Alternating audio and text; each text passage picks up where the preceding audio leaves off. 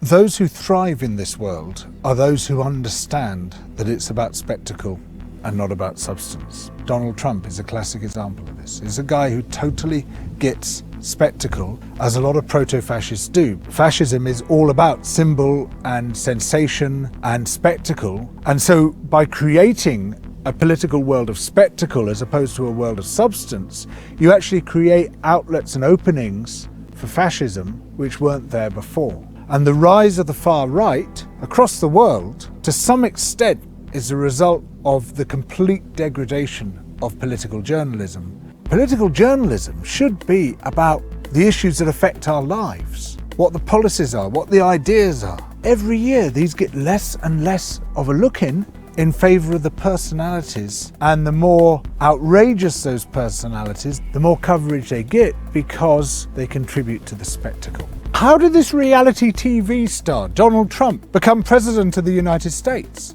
Because they're all reality TV stars. Because nowadays, to become a successful politician, you have to be a reality TV star. They make a reality TV star of Nigel Farage by putting him on Question Time every bloody week. Good reporting requires real depth. It requires knowledge. It requires research. It requires time. It requires money. Sure, there are still some great journalists, but they work at the margins. Whereas the journalists whose work is central are the ones who do the least actual journalism. They're the ones who mouth pre-existing positions. In the extreme case, they're the newsreaders who read somebody else's script. Look at who gets interviewed in the newspapers. By far and away, the biggest category of people who get interviewed is actors.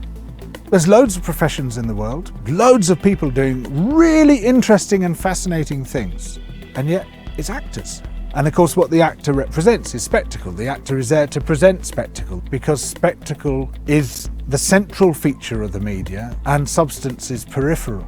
Why have we become obsessed by particular figures and particular personalities? Could it be because that's the only thing of politics we ever see? Actors on a stage put in the spotlight rather than the people that they affect, rather than the issues, the policies, the real world impacts. It's not about the powers that shape the world. It's not about institutional power, because to deal with that, not only do you have to do some real journalism, but you also have to challenge and confront powerful interests. And if you want to get on in the world, you do not challenge and confront powerful interests. That's fatal.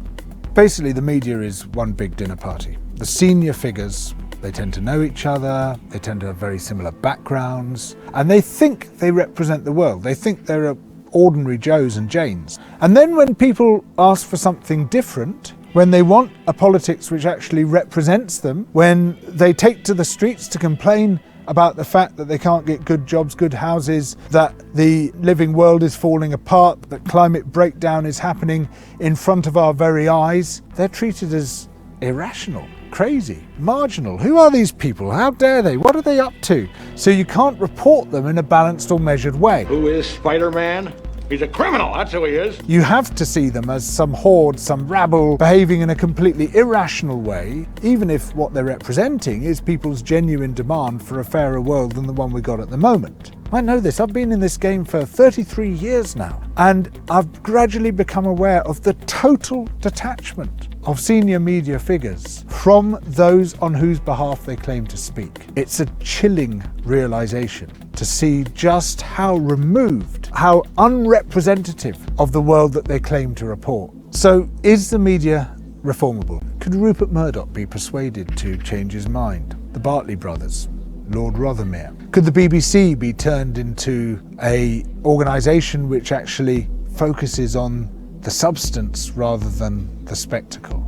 No, it's not going to happen. They're constitutionally, institutionally committed to the way they are. And it seems to me that the only effective challenge we can make is to develop and build alternative media.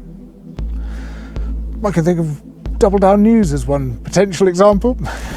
It's great. This is exactly the kind of thing we need to do, where we can actually talk about the substantial issues, where we can bring to people's attention the stuff which isn't being said, the stuff which is important and not salient, rather than the stuff that's salient but not important.